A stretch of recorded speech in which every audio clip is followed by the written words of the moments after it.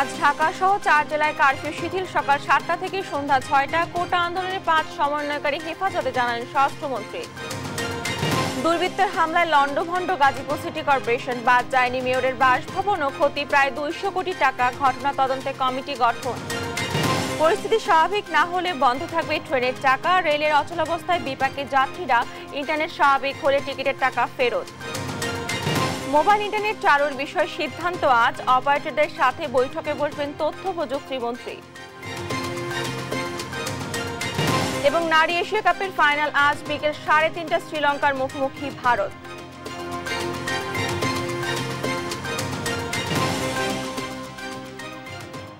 আমন্ত্রণ সংবাদ সকালে দেখছিলেন শিরোনাম, সঙ্গে আছি আমি ডানা ইসলাম। এবারে বিস্তারিত। পরিস্থিতি ক্রমে উন্নত হওয়ায় আজ ঢাকা, গাজীপুর, নরসিংদী ও নারায়ণগঞ্জে কারফিউ শিথিলের সময় ৩ ঘন্টা বাড়িয়ে করা হচ্ছে ১১ ঘন্টা। সকাল ৭টা থেকে শুরু হয়ে সন্ধ্যা ৬টা পর্যন্ত শিথিল থাকবে কারফিউ।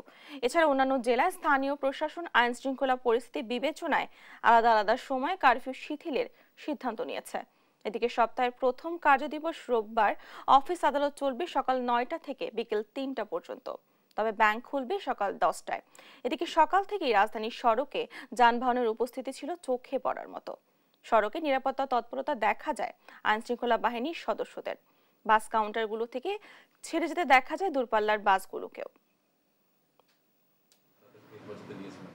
শনিবার রাতে ধানমন্ডি নিজ বাসভবনে আইন শৃঙ্খলা বাহিনী ও গোয়েন্দা সংস্থার ঊর্ধ্বতন কর্মকর্তাদের সাথে বৈঠক করেন স্বরাষ্ট্রমন্ত্রী আসাদুজ্জামান খান কামাল।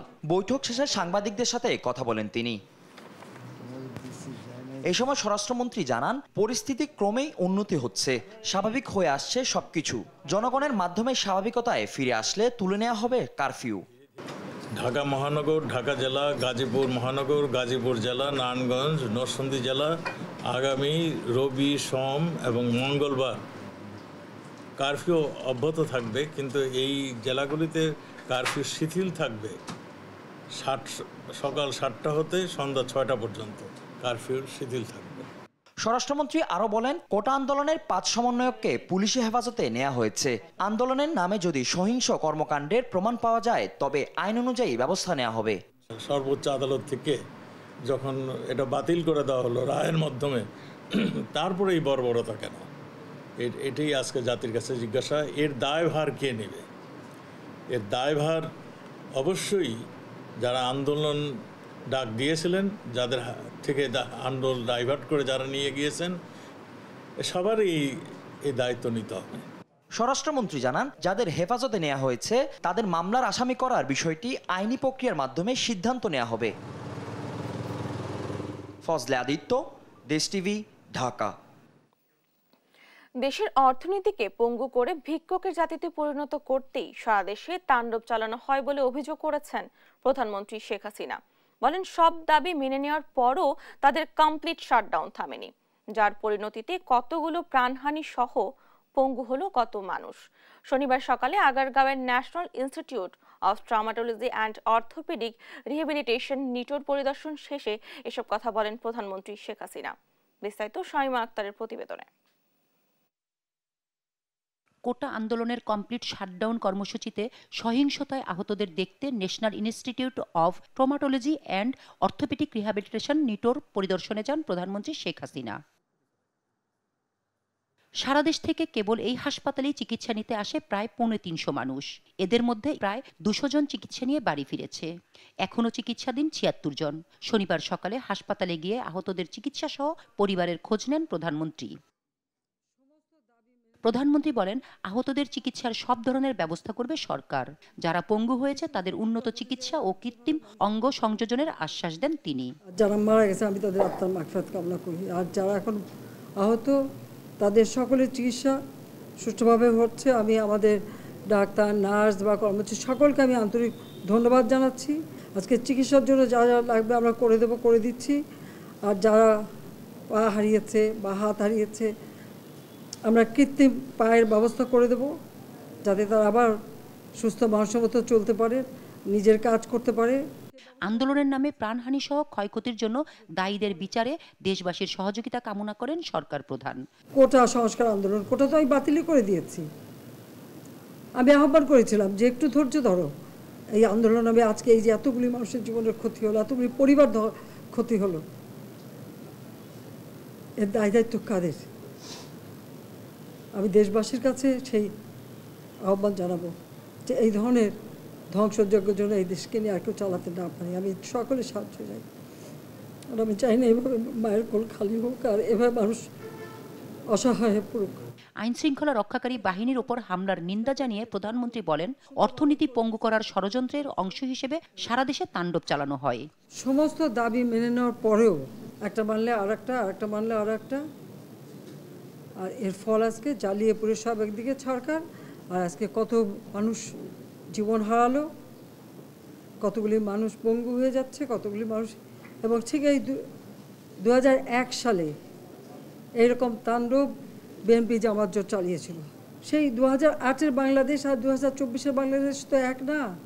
বাংলাদেশের মানুষের জীবনমান তো উন্নত হয়েছে, আমাদের অর্থনীতি আজকে কত কত উপরে উঠে গিয়েছিল, এবং এটা মনে হলো যে এটা আর কিছুই না, এটা আমাদের অর্থনীতিকে সম্পূর্ণ পঙ্গু করে দিয়ে বাংলাদেশকে আবার ভিক্ষুকের জাতি করে দেওয়া।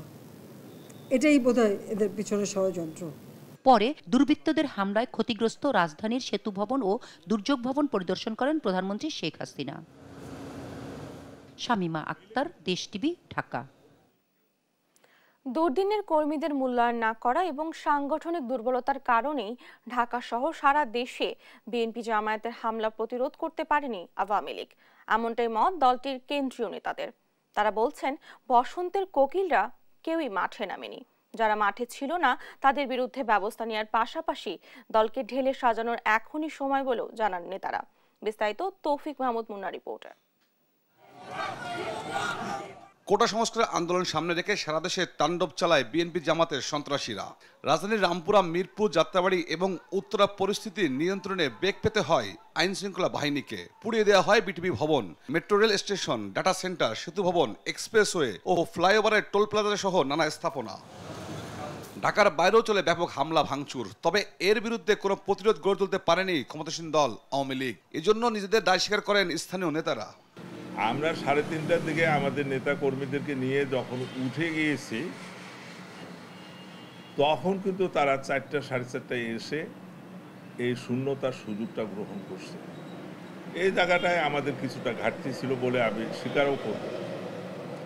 আমরা যদি সারাদিন থাকতে পারতাম, হয়তোবা কি ভিন্ন রূপ হতো সেটা ভিন্ন কথা। তো এই ধরনের একটা পরিস্থিতির আসলে আমরা প্রস্তুত ছিলাম না, থাকলে হয়তো আমরা ভালোভাবে মোকাবিলা করতে পারতাম। আর তারা এটা প্রি প্ল্যান, এই যে যেদিন এখানে বিশেষভাবে যে এইটা হ্যাভকটা চাষারা মোড়ে হলো, ওইদিকে একটা গ্রুপ ছিল তাদের এই বিএনপি জামাতের, এই মিশনপাড়া একটা ছিল এদিকে প্রেস ক্লাবের সামনে, আর একটা গ্রুপ এদিকে ছিল। 3 দিক থেকে সারাশি আক্রমণ তাদের।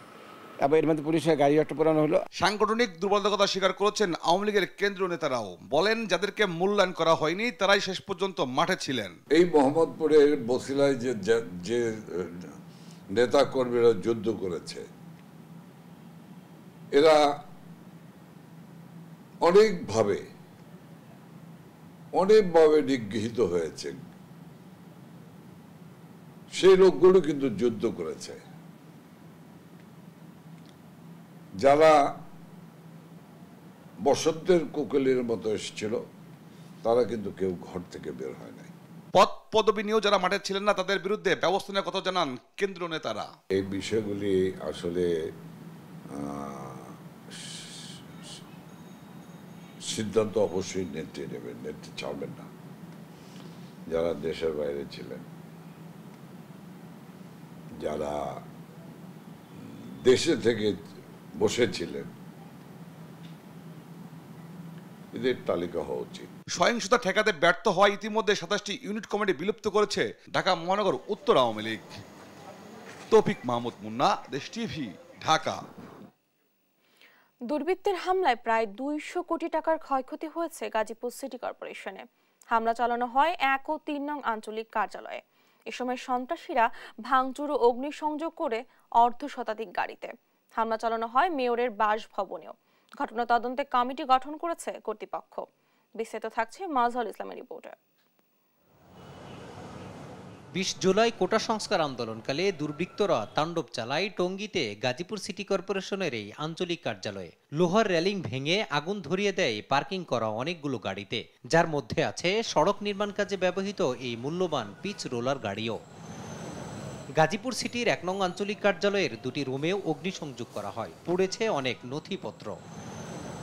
দুর্বৃত্তরা তাণ্ডব চালায় গাছা থানায় অবস্থিত 3 নং আঞ্চলিক কার্যালয়েও, সেখানেও আগুন ধরিয়ে দেয় একটি গাড়িতে, ভাঙচুর করে ভবনের গ্লাস। সাধারণ শিক্ষার্থীদের আড়ালে দুর্বৃত্তরা এসব তাণ্ডবে অংশ নেয়, হামলা করে মেয়রের বাসাতেও, বলছেন গাজীপুর সিটির প্যানেল মেয়র মাসুদুল হাসান বিল্লাল। অর্ধ শতাধিক গাড়িতে অগ্নিসংযোগ করা হয়েছে, 2 জন কাউন্সিলরের কার্যালয়েও ভাঙচুর করা হয়েছে, অগ্নিসংযোগ করা হয়েছে, মাননীয় মেয়র মহোদয়ের বাসভবনে ভাঙচুর করা হয়েছে। আমরা ধারণা করছি আনুমানিক 200 কোটি টাকার পরিমাণ ক্ষতি সাধিত হয়েছে গাজীপুর সিটি কর্পোরেশন। নগর ভবনকে হামলা, সেখানে জনগণের সম্পদকে ধ্বংস করা হয়েছে, নষ্ট করা হয়েছে। সিটি কর্পোরেশনের সম্পদ নষ্ট করা হয়েছে, এটা রাষ্ট্রের সম্পদ। এই রাষ্ট্রীয় সম্পদ কোনো সাধারণ মানুষ নষ্ট করতে পারে না, এইভাবে আক্রমণ চালাতে পারে না। অপরাধীদের শাস্তির আওতায় আনতে এরই মধ্যে মামলা হয়েছে বলেও জানান তিনি। মাজহারুল ইসলাম, দেশ টিভি, ঢাকা। কোটা আন্দোলন ঘিরে সহিংসতা চলাকালে নির্মম হত্যাকাণ্ডের শিকার হন গাজীপুরের যুবলীগ নেতা জুয়েল মোল্লা। গেল 19 জুলাই উত্তরায় বাংলাদেশ মেডিকেলের সামনে কুপিয়ে হত্যার পর গাছে ঝুলিয়ে রাখা হয় মরদেহ। সহকর্মী নজরুল ইসলামের তথ্য, ছবিতে আরো জানাচ্ছেন আপন অপু।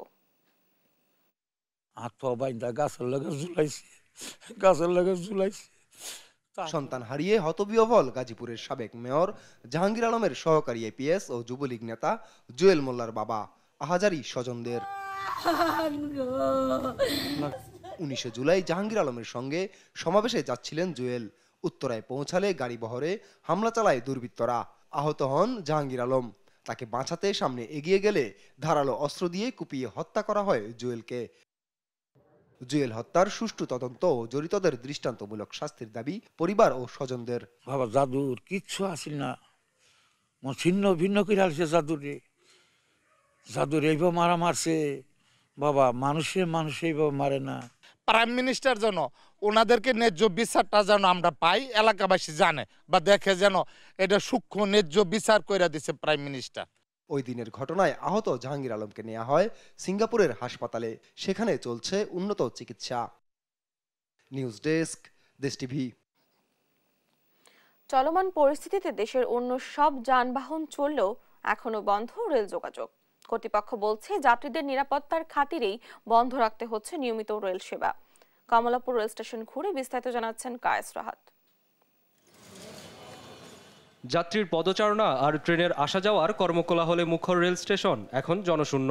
সহিংসতা প্রতিরোধে টানা কারফিউয়ে একেবারেই বন্ধ রেল যোগাযোগ। যাত্রীদের নিরাপত্তাই মুখ্য উল্লেখ করে কর্তৃপক্ষ বলছে পরিস্থিতি স্বাভাবিক না হওয়া পর্যন্ত বন্ধ থাকবে রেলের চাকা। যাত্রী নিরাপত্তাকে অগ্রাধিকার দিয়েই কর্তৃপক্ষের নির্দেশে আপাতত ট্রেন চলাচল বন্ধ আছে। আবার যখন স্বাভাবিক হবে কর্তৃপক্ষের নির্দেশ পাওয়া মাত্র আমরা আমাদের লেভেল থেকে, আপনারা ইলেকট্রনিক্স, আপনার গণমাধ্যম, প্রিন্ট যারা আছে সবার মাধ্যমে মেসেজ পৌঁছে দেবে ইনশাল্লাহ। রেলের অচলাবস্থায় বিপাকে সাধারণ যাত্রীরা। অনেকে স্টেশনে আসছেন টিকিট ফেরত দিতে।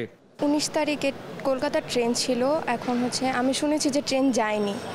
আর গত পরশু থেকে নাকি টাকা রিফান্ড করছে, ট্রেনের টিকিটের টাকা। তো আমি এই জন্য রিফান্ডের জন্য আসছি। 21 তারিখে জার্নি ডেট ছিল, ট্রেন যায় নাই, এই জন্য রিফান্ডের জন্য।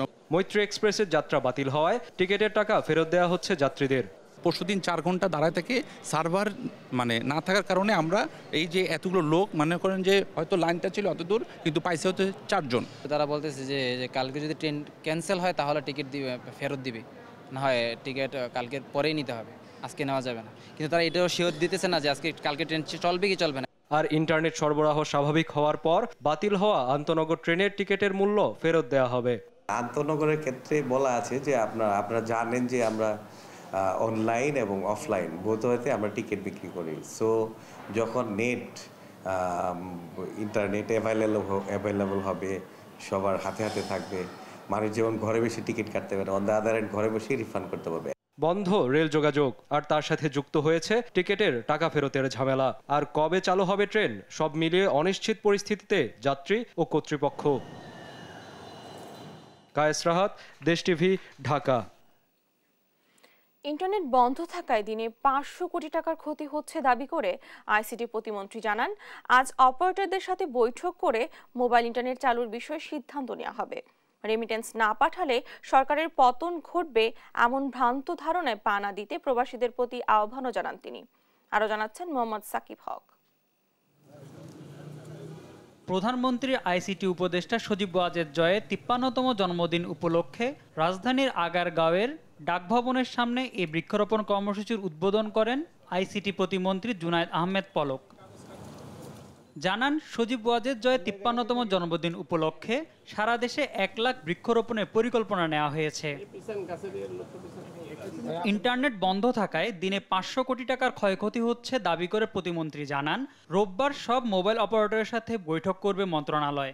বৈঠকের পর 2-1 দিনের মধ্যেই আসতে পারে মোবাইল ইন্টারনেট চালুর বিষয়ে সিদ্ধান্ত। আমরা আগামীকাল সকাল 9টায় মোবাইল নেটওয়ার্ক অপারেটরদের সাথে বৈঠক দিয়েছি। সেই বৈঠকে আলোচনা সাপেক্ষে আমরা যত দ্রুত সম্ভব আমরা চেষ্টা করছি আগামীকাল পরশুর মধ্যেই তাদের সাথে আলোচনা করে আমরা মোবাইল ব্রডব্যান্ডটাও 4G নেটওয়ার্কটাও আমরা উন্মুক্ত করে দেব। এখনও প্রবাসে চক্রান্ত চলছে উল্লেখ করে রেমিটেন্স না পাঠালে সরকার পতন হয়ে যাবে এমন ভ্রান্ত ধারণায় পা না দিতে প্রবাসীদের প্রতি আহ্বান জানিয়েছেন জুনায়েদ আহমেদ পলক। যারা আজকে উস্কানি দিচ্ছে যে রেমিটেন্স পাঠিয়েন না, রেমিটেন্স পাঠানো 6 মাস বন্ধ রাখেন, তাহলে পারে সরকার পতন হয়ে যাবে, এটা নিশ্চয়ই পরিকল্পিতভাবে উস্কানি দিয়ে এটা করানো হচ্ছে। বিএনপি জামায়াতের দুষ্কৃতিকারীরা এখনো প্রবাসীদের উস্কানি দিচ্ছে বলেও অভিযোগ করেন প্রতিমন্ত্রী। মোহাম্মদ সাকিব হক, দেশ টিভি, ঢাকা। আইন প্রয়োগকারী সংস্থার হাতে যাতে শিক্ষার্থীরা হয়রানির শিকার না হয় সে ব্যাপারে বিশেষ সহায়তা সেল গঠন করা হবে। শনিবার রাজধানীর উত্তরায় নিহত বিউপি শিক্ষার্থী মীর মাহফুজুর রহমান মুগ্ধর পরিবারের সদস্যদের সঙ্গে সাক্ষাৎ শেষে একথা বলেন শিক্ষামন্ত্রী। কবে নাগাদ শিক্ষা প্রতিষ্ঠান খুলবে এ ব্যাপারে স্পষ্ট কিছু বলেননি শিক্ষামন্ত্রী। বিস্তারিত থাকছে হাসান মাহমুদের রিপোর্টে। মীর মাহফুজুর রহমান মুগ্ধ ফ্রিল্যান্সিং, স্কাউট সহ নানা কাজেই মুগ্ধতা ছড়াতেন। গেল 18 জুলাই কোটা সংস্কার আন্দোলনের সংঘর্ষে রাজধানীর উত্তরায় মাথায় গুলি লেগে রাস্তায় পড়েছিল মুগ্ধর দেহ। শনিবার পরিবারের সদস্যদের সমবেদনা জানাতে উত্তরার বাসায় যান শিক্ষামন্ত্রী মুহিবুর রহমান চৌধুরী। পরে সাংবাদিকদের জানান, প্রতিটি মৃত্যুর ঘটনায় আলাদা তদন্তের মাধ্যমে বিচারের আওতায় আনা হবে দায়ীদের। যেহেতু এটি নিরপেক্ষ বিচার বিভাগীয় তদন্ত, প্রতিটি ঘটনার এক একটি নথি হবে, প্রতিটি ঘটনার এক একটি তদন্ত হবে এবং যারা এর জন্য দোষী তাদের সকলের বিচার করতে হবে। যে কিছু কিছু জায়গায় প্রশাসনিক হয়রানি বা আইনগত হয়রানির একটা আলোচনা এখানে এসেছে, আমরা প্রত্যেকটি ঘটনায় যারাই যেই সমস্ত শিক্ষার্থী যদি কোনোভাবে হয়রানির শিকার হয়ে থাকে আমরা বলবো আমাদের সাথে অবশ্যই যোগাযোগ করবেন। আমরা সকল আইনগত সহযোগিতা এবং প্রক্রিয়াগত সকল সহযোগিতা দিব। ঘটনার দিন মুগ্ধর খুব কাছেই ছিলেন বন্ধু নাইমুর রহমান। জানান, ভয়াল সেই দিনের কথা। দৌড় দেওয়ার পর আমি 2 থেকে 3 কদম যাবার পর যেটা দেখতে পাই যে জাকির আমার সামনে আছে এবং সবাই দৌড়াচ্ছে, কিন্তু মুগ্ধ আমার সামনে আর নেই। তখন আমি ওই জায়গাতেই থেমে যাই এবং ঘুরে তাকিয়ে দেখতে পেলাম যেটা যে মুগ্ধর হাতে সেই পানির বোতল, বিস্কিটের ব্যাগ, সেই অবস্থাতেই মুগ্ধ মাটিতে পড়ে যাচ্ছে এবং আমার দিকে তাকিয়ে আছে। 3 ভাইয়ের মধ্যে মুগ্ধ স্নিগ্ধ ছিলেন যমজ। একসঙ্গে পড়াশোনা সহ নানা স্মৃতি ছিল স্নিগ্ধর। ওর খুব ইচ্ছা ছিল বিমান বাহিনীতে জিডি পাইলট হিসেবে কাজ করবে। তো ওর কাছে কোনো ফোন টোন ছিল না যখন আইএসএসবি থেকে বের হয়েছে। আমি এমইএসে যাচ্ছি বাস দিয়ে, ওকে রিসিভ করতে যাচ্ছিলাম কিন্তু পুরোপুরি যেতে পারিনি। এমইএসে দেখি রাস্তার পাশে একলা বসে আছে, বসে বসে কাঁদতেছে। ভাই হারানোর বেদনা তাড়িয়ে বেড়ায় বড় ভাই মীর মাহমুদুর রহমানকেও। তবে বিচারের নামে কোনো সাধারণ মানুষ যেন হয়রানির শিকার না হন সে ব্যাপারেই অনুরোধ জানালেন তিনি। ও টোটালি অরাজনৈতিক ছিল এবং আপনাদের কাছে সবার কাছে আমার একটা রিকোয়েস্ট থাকবে। রিসেন্টলি আমি অনেক জায়গায় দেখতে পাচ্ছি যে অনেকে ওর একটা স্ট্যাটাস নিয়ে ওটাকে ভিন্ন খাতে প্রবাহিত করার চেষ্টা করতেছে। এদিন মুগ্ধর বাসায় আসেন বিউপির উপাচার্য, রেজিস্ট্রার সহ ঊর্ধ্বতন কর্মকর্তারা।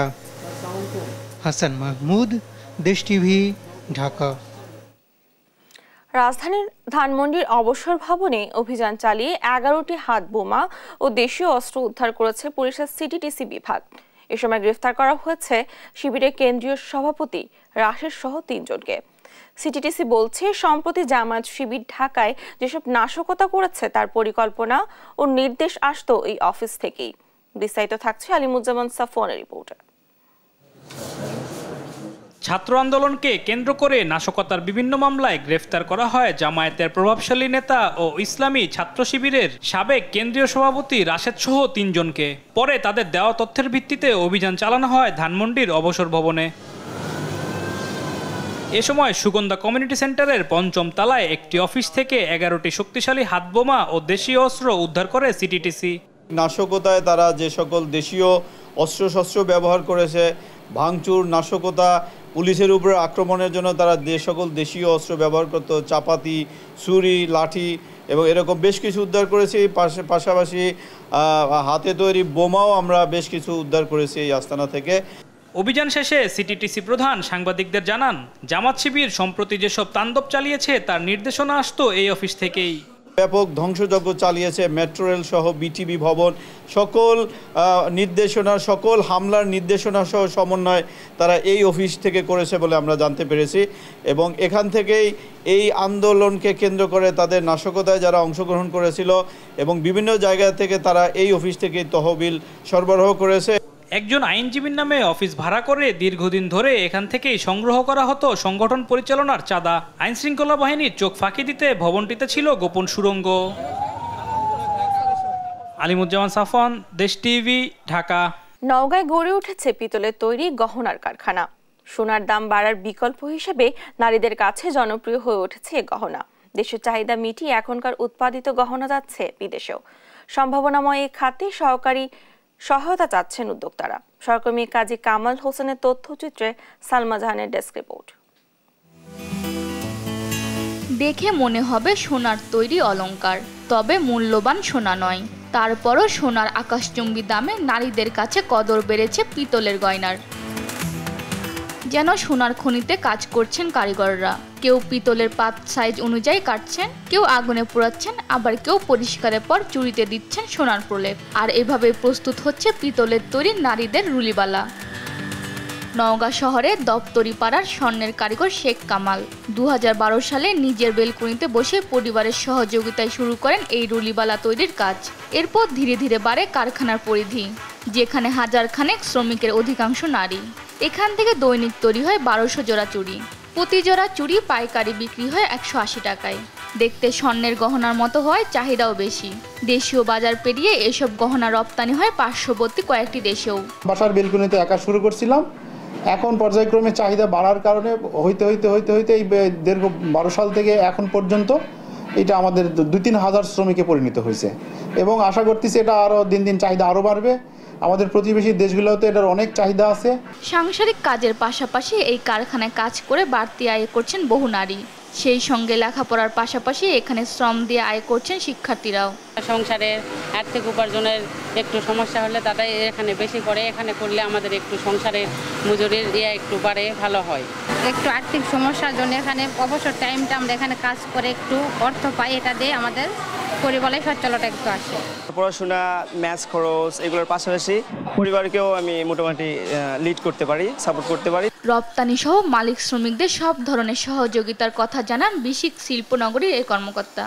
এক্সপোর্ট কোয়ালিটি সম্পন্ন তারা প্রোডাক্ট তৈরি করতে পারে, সেক্ষেত্রে আমরা তাদেরকে দেশের বাইরে রপ্তানি করার ক্ষেত্রে যে ধরনের তাদেরকে সুযোগ সুবিধা দেওয়ার কথা সেটা আমরা দিতে পারবো। সম্ভাবনাময় এই শিল্পকে এগিয়ে নিতে সরকারের পর্যাপ্ত পৃষ্ঠপোষকতার দাবি উদ্যোক্তাদের। নিউজ ডেস্ক, দেশ টিভি। এই ছিল এখনকার সংবাদ। সকাল পরবর্তী দেখার আমন্ত্রণ রইল। এছাড়া দেশ টিভির সর্বশেষ সব খবর পেতে ভিজিট করুন www.desh.tv। ফেসবুকে আমাদের সঙ্গে যুক্ত থাকুন দেশ টিভি অথবা দেশ টেলিভিশন পেজে।